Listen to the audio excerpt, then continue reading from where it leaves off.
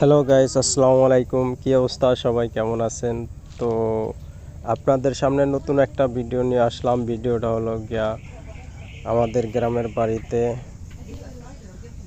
আমাদের বাড়ির বিলে তো মিষ্টি আলু করছিলাম। দেখেন কীরকম আলু হয়েছে।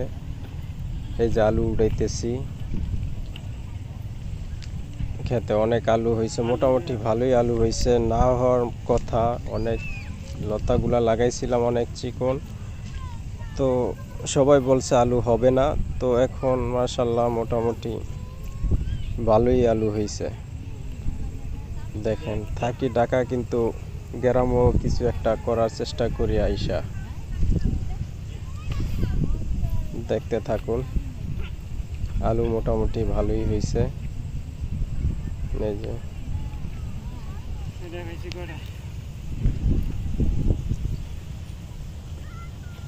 ভিডিওটা দেখতেই থাকুন।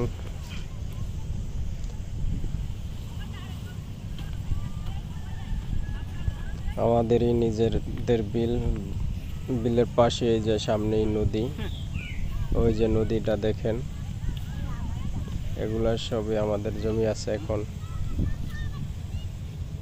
এই নদীতে আমাদের অনেক জমি বাইঙ্গা নিয়ে গেছে, তো এখন আছে কিছুটা,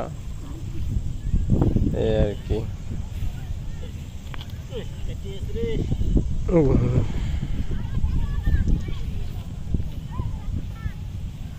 এই যে এটা মোটামুটি এই তিনটা পাওয়া গেছে। এটা ওই যে হাজির ভিতরে, টুকরির ভিতরে উঠাইলাম,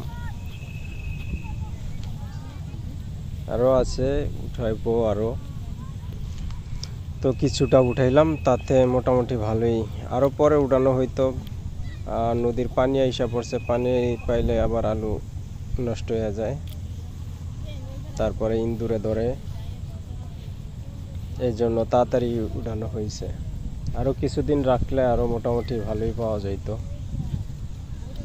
আর কি।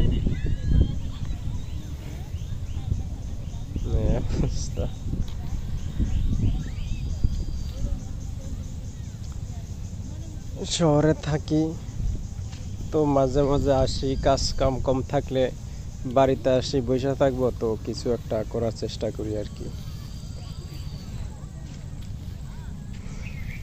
আর গ্রামের ফসল বা কাঁচা তরকারি বা গ্রামের সব কিছুই অনেক টেস্ট, সবাই জানেন, তো এই জন্য করা হয়। তো এই জমিন আমি যদি কিছু না করতাম খালিই থাকতো। পাশে ভুট্টা ক্ষেত আছে, ভুট্টা লাগাইছিলাম,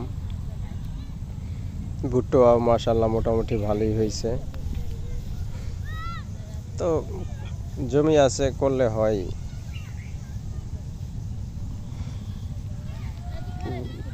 সবাই গ্রামে এসে বসে থাকে বা ঘোরাফেরা করে, ঘোরাফেরা করি ঠিক আছে, কিন্তু তার ফাঁকে ফাঁকে যদি কিছু একটা করা হয় তাহলে তো ভালোই।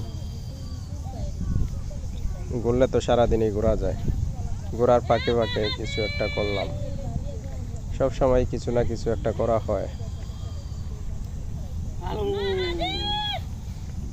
ওকে, আল্লাহ হাফেজ, সবাই ভালো।